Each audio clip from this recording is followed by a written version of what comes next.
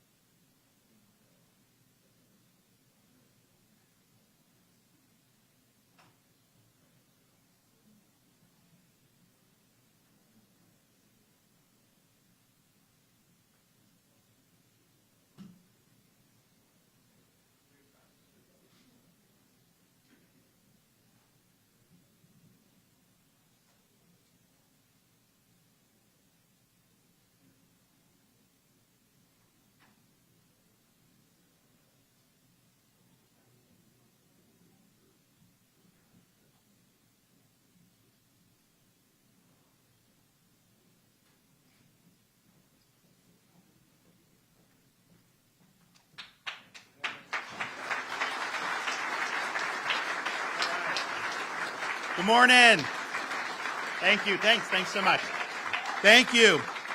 It's great to be back, not only just in Cape Coral, but at Cape Coral PD. I know we did an event here not too long ago, and we're excited to be back for announcing new initiatives to help make sure this state remains the greatest state in all of these United States. And I'm joined here with by our Attorney General, Ashley Moody, as well as our Commissioner of Florida Department of Law Enforcement, Mark Glass. We also have State Representative Bob Rommel from just south of here in Collier County.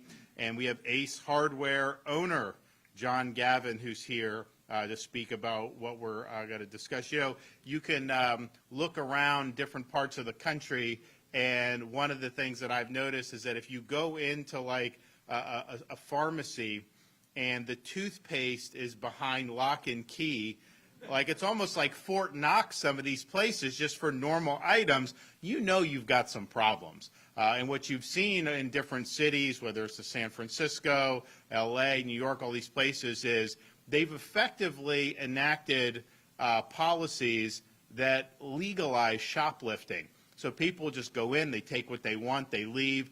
It's caused some of these businesses to totally shut down and close up shop in some of these areas, and so that's been bad.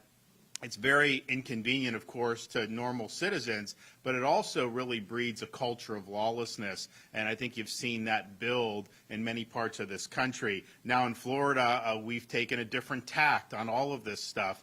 We believe in being a law and order state. Our crime rate is at a 50-year low. That doesn't happen by accident. It's because you have policies that are empowering law enforcement to do their jobs, that are holding criminals accountable, and whether that is working with the legislature to enact stiff penalties for fentanyl dealers, which we've done, whether it's making sure that our state attorneys are actually enforcing the law and not nullifying the law, whether it's eliminating any talk of so-called bail reform where they just let people out without having to post bail and they end up committing more and more crimes, or even something as common sense as enacting the death penalty for pedophiles, which we have done in Florida and have led the nation on that. On issue after issue, when it relates to law and order, we're standing on the side of public safety. We're standing on the side of our law-abiding citizens, and it's made a difference. There was a discussion on, I think it was CNN, and they're talking about, because you have illegal aliens that are involved in these theft rings in places like New York City. So you have a massive border invasion, which is a huge problem. And then they get into these places and they commit crimes. And so they were talking about how they're going around ransacking retail establishments in New York City, but then a lot of times they like to spend their money elsewhere, including Florida. And so the host said, well, why aren't they stealing in Florida? And they're like, because they go to jail in Florida and they don't want to go to jail. So they go back to New York and steal. And so you see that and you're just like, man, we've got to make sure that we don't go down the road of some of these other states. And so while we've done a good job, there's always ways that we can do even better. If you think about just this issue of retail theft, $112 billion was lost in 2022 alone just from retail theft. And I would be willing to bet you the lion's share of that is because of policies that have facilitated retail theft, that have basically turned a blind eye to the theft and effectively has legalized this type of shoplifting. So that's a lot of money that is going out. And it's not just the money. It's what it does to the culture. It's what it does to the rule of law. You see this in places like San Francisco, massive increases in shoplifting in places like Los Angeles and other parts of California, and that's totally driven by policy. They're doing it because they can get away with it, and you just walk in and start stealing things, and nobody does anything about it. That is not acceptable. So we understand that this is an issue that is really negatively impacting places around our country. We also know that we want to make sure that we continue to do things right here in Florida. So we're going to be working with the legislature. I'm working with Bob Rommel, who has spearheaded this, to make sure that we are deterring this type of retail theft. And part of that is you need to make sure that, of course, prosecutors do their job, and we've shown we've been willing to suspend prosecutors when they haven't enforced the law. But part of it is to make sure that the penalties are severe enough to deter people from doing this into the future. And right now, we have a situation in Florida where you only get a felony if you do 5 different retail thefts within a 45-day period. Well, excuse me, you shouldn't do it at all. But if you do it and get caught, you go back to the well again. They should drop the hammer on you. And so we want to make sure that we have that period of time much longer in terms of looking at the thefts. And you should not have to get 5 thefts to make a felony.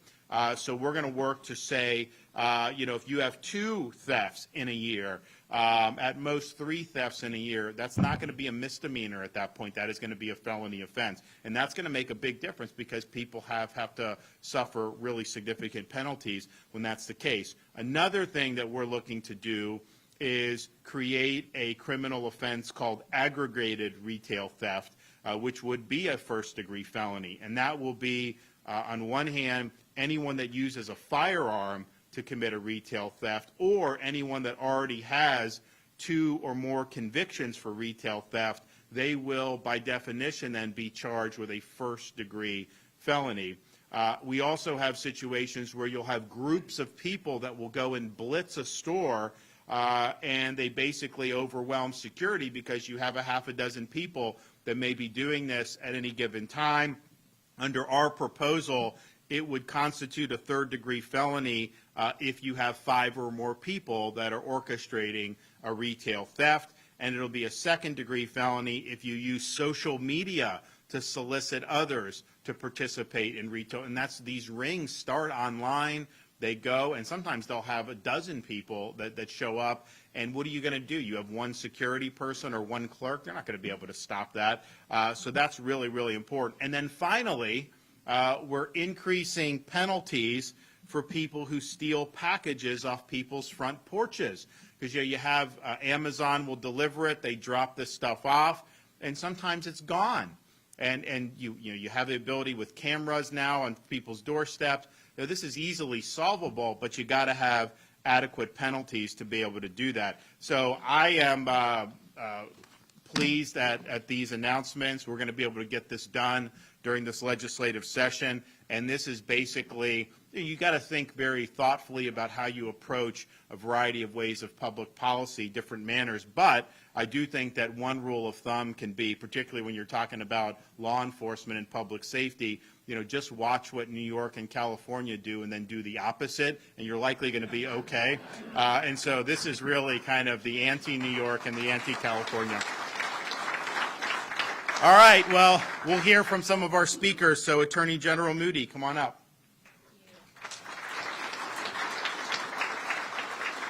Well, today is an example of why Florida leads the nation in folks wanting to move to our state. No other state has as many people trying to get in to be residents.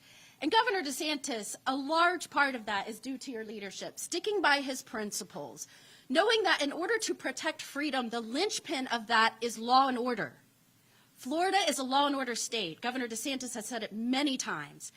That is not only important for our citizens and our residents, our families to hear so that they feel secure and know that we're looking out for them, but it's important for the men and women who wake up every day and put on that badge and put on a bulletproof vest and go out to work because they know that their leaders have their backs, and we're going to give them the tools that they need to do their jobs, and then we're going to say, go enforce the laws.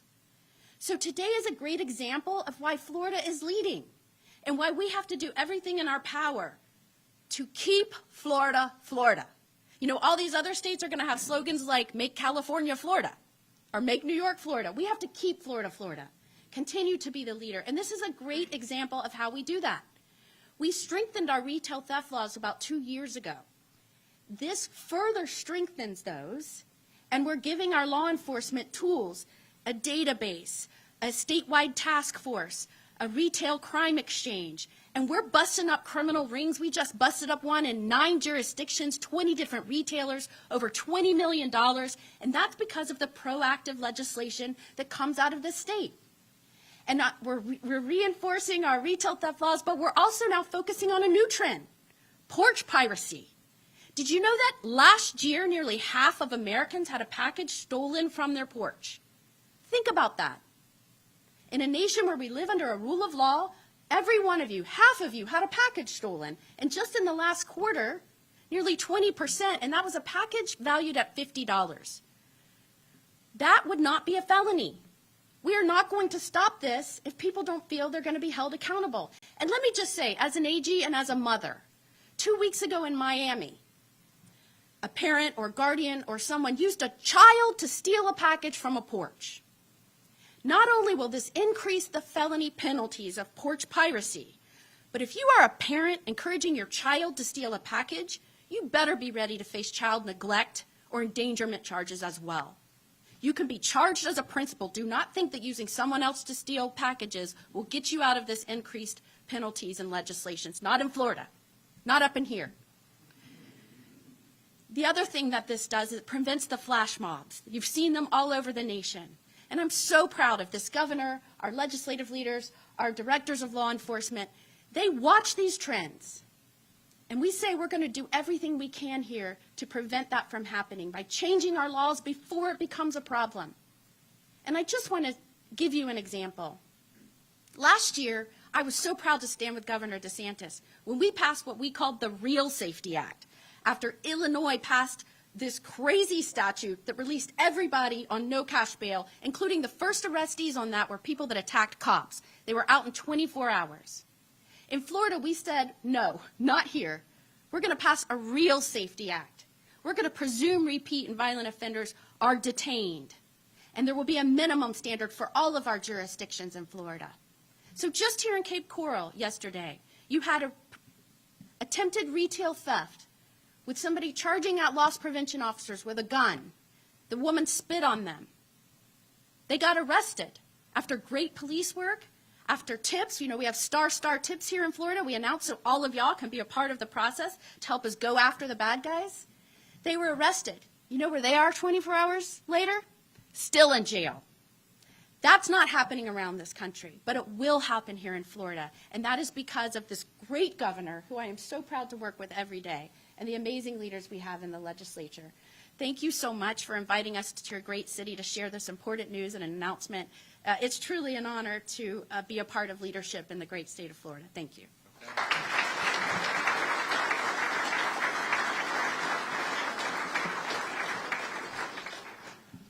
Thank you for having me here. It is an honor to be here in front of you.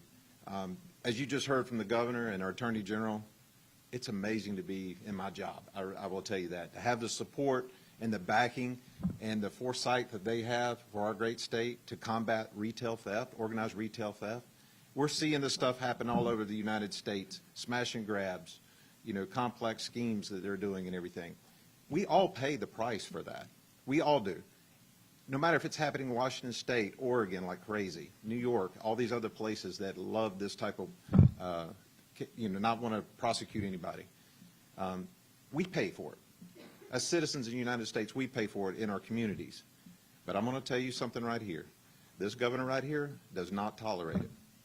And he has given us the tools and the know-how to go after it and get it. So if you plan on doing this type of stuff in our state, I seriously caution you, because I'm charged as a commissioner of FDLE to work with all our local, state, and federal partners. We will jump jurisdictions and we will go after you if you steal from our retailers. We will find you. And working with our business owners, and you're going to hear from John here in just a minute, that's how we do it. We also do it through the tip lines. We do it through everything. If you know that you're receiving or you're seeing on Facebook Marketplace or some of these other Craigslist, and you're seeing stuff that you know is probably fenced material, which is somebody trying to sell that they stole from another business, we need you to call it in. We need that. We need those tips to allow our task forces to go after these folks.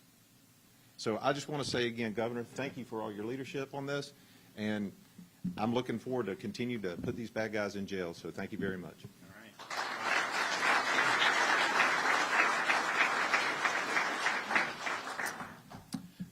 I want to thank the governor for his leadership. I want to thank Speaker Renner, Senate President Pasadoma. We truly are the greatest state in the nation. We know that tens of thousands of people continue to move here, and it's because of the leadership of the governor, the speaker, and the Senate president. I started looking at this bill around November, around Thanksgiving.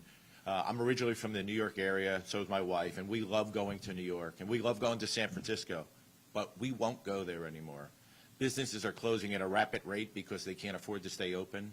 People are afraid to go shopping, and that's not going to happen here in Florida. When I've seen what people are doing, especially what using the internet to encourage knuckleheads to go and destroy somebody's property, to destroy people's jobs, to destroy people's opportunity to earn a living, I knew we had to do something. We are the free state of Florida, but we are not the place where you come and get free goods. With this bill, this will deter people from acting. They'll know that if they come here and they act, well, they will be punished. We want to continue to encourage people to move to the state of Florida. We want to encourage them to come here. We're a state where we have no income tax.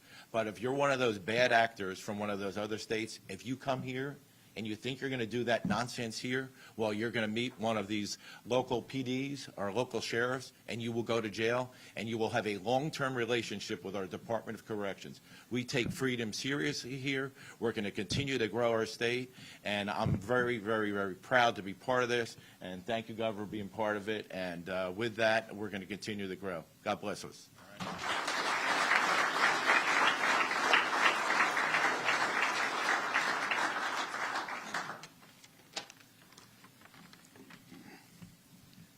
Governor DeSantis, thank you for this opportunity. And commissioners, everybody else that's here from the state, the county, Cape Coral, thank you guys. But not to have you play second fiddle. I couldn't be more honored to be here in the Cape Coral Police Department with all these officers, your brothers and sisters, and first responders. You guys are the all-stars. Thank you, thank you, thank you.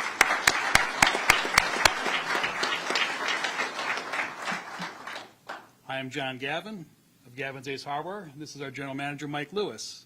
We opened our first store 3 miles off Fort Myers Beach in 1987 and added our newer store here in Cape Coral in 2017.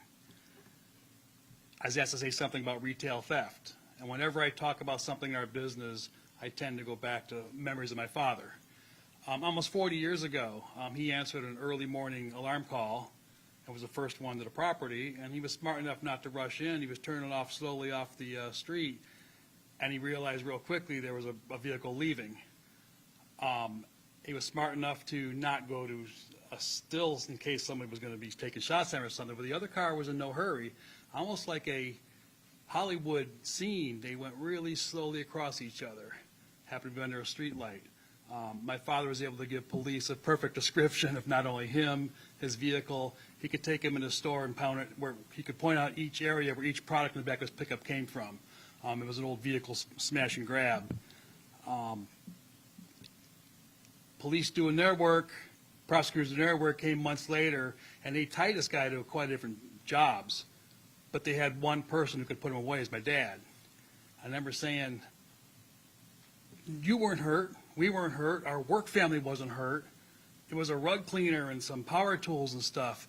You don't need to get in front and let this guy's family and friends know who you are.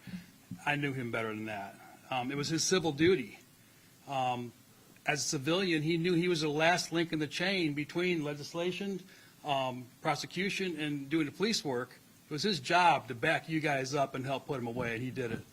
I stand here today, and I'd never say I fill my dad's shoes, but we have a lot of the same challenges. I was asked if we have experienced organized crime, and no, we're in a very fortunate area of the country. We have not had the big groups of people and that kind of stuff. The small thing that's happened all the time, or 2 or 3, and a couple of them try to distract you while they take other stuff. On one part, we're the fortunate ones. We're on the lighter side of the problem. But what does that mean? It's still a big problem. Between our 2 stores, and we're basically small businesses here, between our 2 stores, the amount of money we lose on it and spend on recovery and dealing with it, we could probably have 4 more employees. one of the things I learned, I come to this on my own, not my dad, but one of the proudest things I do is we create jobs. And we help put meals on tables for people. Well, the people that are stealing from us are taking that away. And again, we're fortunate things go in cycles. Sometimes they get worse. I'm not hoping to jinx myself. But still, they're taking jobs away, and they're raising prices. And we so appreciate what you're doing, so appreciate what you're doing. And thank you for your time, and let's rock on. All right.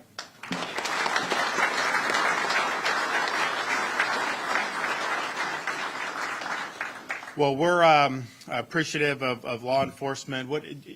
How many, you guys have had a lot of the bonus people, like for how many of you had, would you say?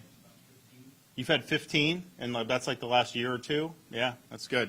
And then your city, what's the population now of Cape Coral? 220? Okay.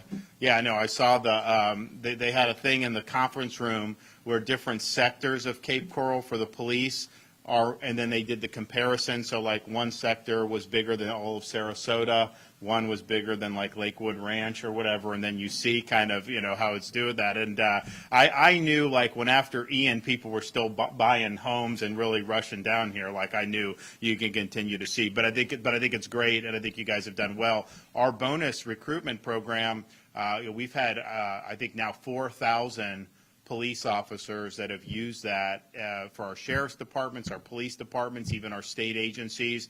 And it's some people moving from other states to Florida. It's also young people who are deciding to go into law enforcement for the first time. So it's been a really big success. We're going to re-up it. We're working with the legislature to re-up that for another year coming up here in the next fiscal year, which I think is really, really good. And I knew we were doing something right when I was in Southern California, I don't know, now about 5 or 6 months ago, and I saw one of the police chiefs there. I asked him how he's doing. He said he was doing great, but all his police officers want to move to Florida now. So, what are you going to do? All right. Any questions? Governor, you proposed an insurance tax cut for Florida homeowners, and all indications out of Tallahassee are that it may not make the final cut. What is your message to lawmakers and to we're working homeowners? on all this stuff. I mean, I think we're going to have some significant tax relief. I'm very confident of that. I think it's important. We did $2.7 billion in tax relief for this current fiscal year. That's the most ever in Florida history. We had never even done $1 billion before I was governor. So we did $2.7 billion, yet at the same time ran a big budget surplus, paid down debt. We've paid down 25% of our state's debt just since I've been governor in 2019.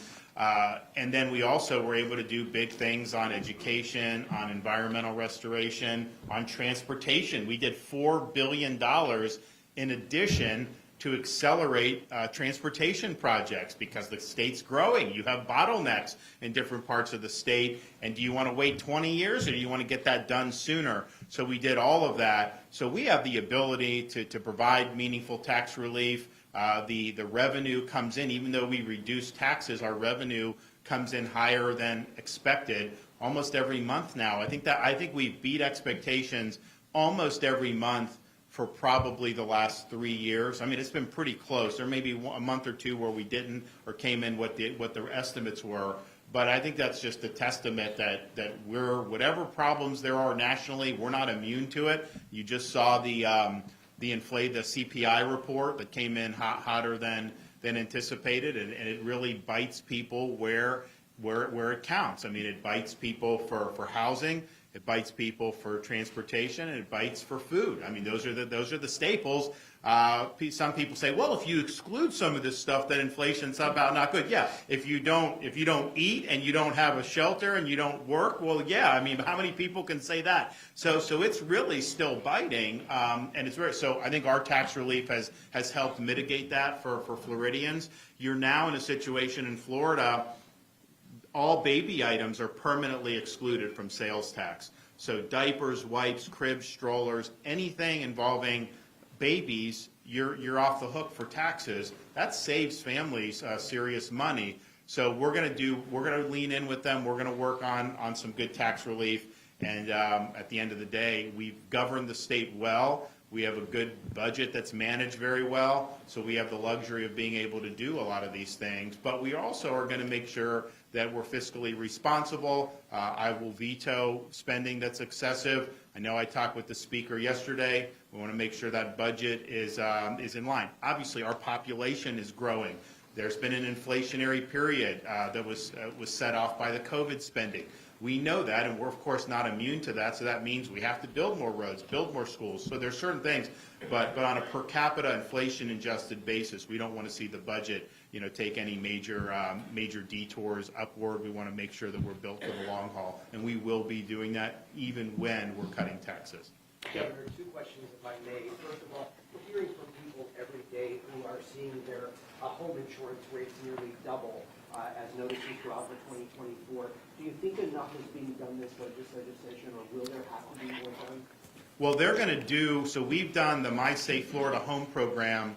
The House, I think, is going to do even more than we recommended.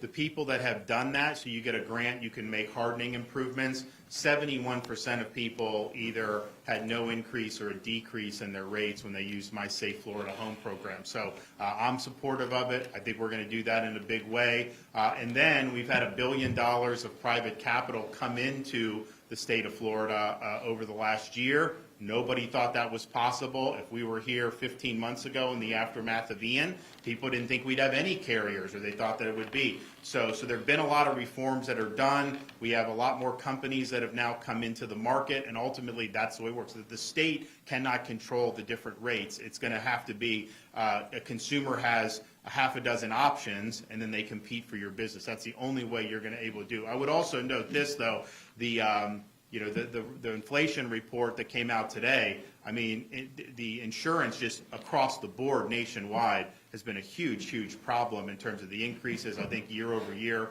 auto insurance nationwide is up over 20%. And so this is not something that's unique to Florida. I mean, you're seeing it in all these other states. Part of that is a effect, I think, of the COVID. Part of it is the supply chain, the inflation, where things are more expensive. And then you look at things like auto insurance. Yes, we have had major supply problems over many years for autos. That impacts the ability to repair. But then I think these EVs are a lot more expensive to repair, and I think that impacts those rates as well. So, but you're going to see a huge amount of money dedicated to My Safe Florida Home, which has proven to give people some meaningful relief. Governor. Yes. Next one. Yes. Yesterday, Collier County Commissioner Rico Castro was arrested. Is your office looking into this situation? Is it possible you will do it? We are looking into it. I don't think as of this morning we knew what he was arrested for. I don't think anything had been put on the clerk of court website yet. So obviously my job as governor, I have to basically discipline local elected officials if they are doing things that are neglecting duty. The Constitution lays it out. Misfeasance, malfeasance, incompetence, drunkenness are certain things. And so if somebody is brought up on charges, sometimes that can trigger that suspension power that we do. So I don't have any information beyond just the fact that he was arrested. And so we kind of let this play out, and then as we get the facts, if I have to act, then we will act. Governor, Commissioner Hammond is here. He's proposed adding your name to the Sanibel Causeway. What's your reaction to that? Where is he at? He's right up there. Well, I'll tell you this. I'll let them decide, but I think that if you look, and it's not certainly just me or the state. I think you had a lot of people locally, the PD here, Sheriff's Department. If you look at Ian and how strong it was and how much damage, and obviously we're still coping with it, and I said that the day after it, that these things take a lot of time. But I think that it was a great effort from top to bottom in terms of doing it. And so it was tough. It was obviously a very devastating storm. But I don't know that you could find a Category 5 storm that's hit other places in this country where you had a response and recovery, that was effective. It doesn't mean everything was done right. It doesn't mean that it's all everything has been taken care of, because we know there's more.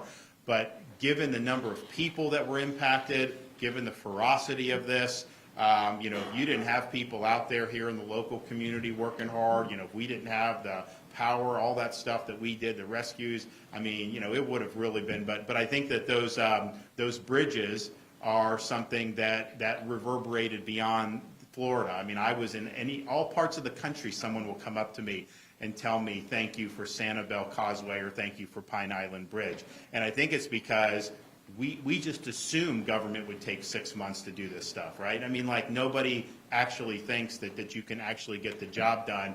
And so we did it. I think it was important for those islands, but I think also broader, it's like, okay, yes, you can get rid of bureaucracy, you can stop making excuses, and you can actually just get the job done. And I think that's what we showed here in Governor, Southwest Florida. I talk to a lot of parents who say they don't like the idea of the state regulating their child's social media account. Your thoughts on that? Well, look, I mean, I think that right now, federal law says no social media accounts age 13 and under.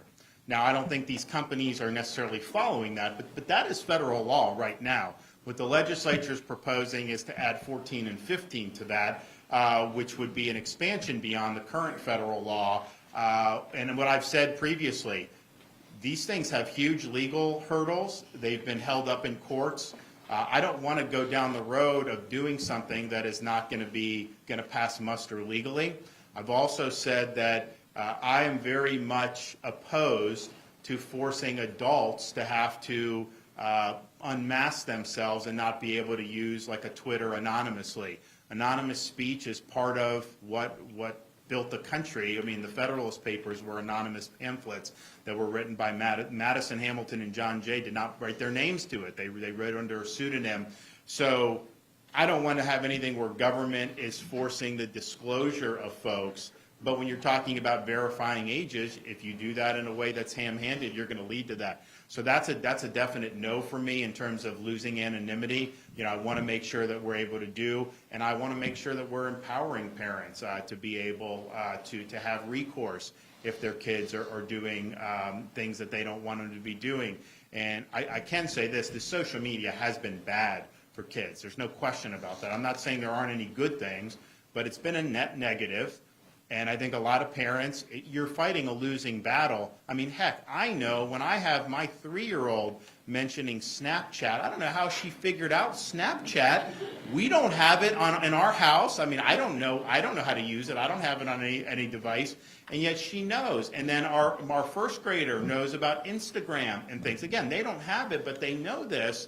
And I'm just thinking to myself, that's at that age. Can you imagine as you get older, you know, some of the stuff? So what has been successful that we've done is last year we did legislation to empower schools to say, you know what, put the device down when you're sitting in class. And so you've had it where I think Orange County, you know, probably more liberal than what the state's policy would be on most things, but they went down this road and everyone's so much happier that they're actually sitting in class and listening to what the teacher says, and they're not texting all day or have their face buried into the device. So I think that's been hugely successful to do that. And I remember when we proposed it, you know, it's like knee-jerk. People were saying, oh, you know, there's nothing wrong with just saying check the phone at the front of the class, leave it there, do the class, and you can pick it up and go. So it's a problem. But you got to look at this in the right way, and I think that I'm not going to be supporting if I don't think it's going to be something that's going to pass legal muster in the courts. But as of right now, there's a lot of 12 and 13-year-olds who are using social media. Those companies are violating federal law. Now, there's not a lot of teeth to the federal law, but they are violating federal law by using that. Governor, it was mentioned earlier about this robbery in Cape Coral where a handgun was pulled out. We're talking about stiffer penalties, but are stiffer penalties enough? Stiffer penalties are absolutely necessary to create an adequate deterrence of the crime. The reason why you have all this stuff that's spiraled out of control in places like Los Angeles and San Francisco is because they know they are not going to be held accountable. So they have every incentive to want to go in and fleece these retail establishments, knowing that at worst they'll get a slap on the wrist. Well, we're now saying, hey, if you're using a firearm to commit a retail theft, you know, that is going to be a felony. You're going to go to jail if you do that. I guarantee you people are going to think twice before they do that. So yes, adequate deterrence is a key component to making sure that we have safe communities. And what you've seen in those other areas, the deterrent aspect of it is just broken down. I mean, I meet people who move from these places. You know, it's like we're not just like popping off and we're criticizing San Francisco, LA, Chicago, New York. I mean, people move from there and they tell us some of the stuff that's happened. You know, I had a guy telling me in San Francisco he had somebody break into his house, and when the police went to him and said, you're not pressing charges, right? He's like, yeah, I'm pressing charges. The guy broke into my house. Like, well, they're not going to prosecute him. I'm like, really? You can break into somebody's house and not be held accountable? They break into people's cars all the time. So once that conduct is basically approved by the authorities, you're going to continue to see more and more of it, and you end up having New York City, what they did back in the day when they had a terrible run in the 70s and 80s, they came in with Rudy, and they did the broken windows philosophy. So the small crimes, people were held accountable, and that created a culture of law and order, and it ended up leading to a reduction of bigger crimes. Because if you tolerate lawlessness, that's going to build, and people are going to commit more and more serious crimes. So these penalties are going to be impactful. They're going to be effective. And the fact that you already have some of these people in New York saying they don't want to steal in Florida because they'll go to jail, that is already, I think, out there. People know we take this seriously. So can you imagine we come here and we strengthen these laws across the board? We're going to be in really, really good shape. And it's going to be a huge contrast between what you're seeing there. And, you know, it's like some of these are big retail conglomerates like a CVS or Walgreens. Like, you know, they close. To me, like, those are really big companies. They make a lot of money. I'm not necessarily shedding tears, you know, for the companies, but I do think when you have a situation where these kind of cornerstone establishments are closing, that creates, I think, a sense of malaise in a community. You know, In-N-Out Burger just pulled out of Oakland, California. It's too dangerous. They don't want to do it. All these retail establishments in San Francisco, a lot of them have closed. It's too dangerous. They have too much theft. That just, I think, creates an overall malaise about the direction of those communities. Whereas I think here in Florida, I think there's a lot more optimism about what's going on. I think people are excited to know that we take public safety seriously, and the results speak for themselves. I mean, you don't have a 50-year low in the crime rate by accident. You have that because you have good policy in place, you've got good people that are working to protect and serve, and you have communities that are supporting the people that are wearing the uniform. That's what we've done, and that's why we've done a good job. All right, well, good to see you all. God bless everybody. Take care. Good to see you. Bye.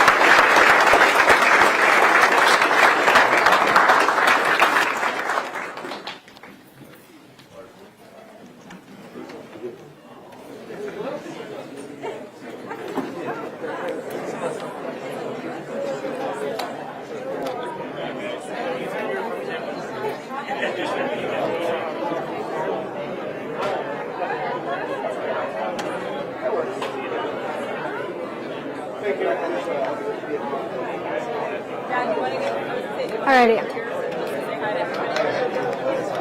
Let's go.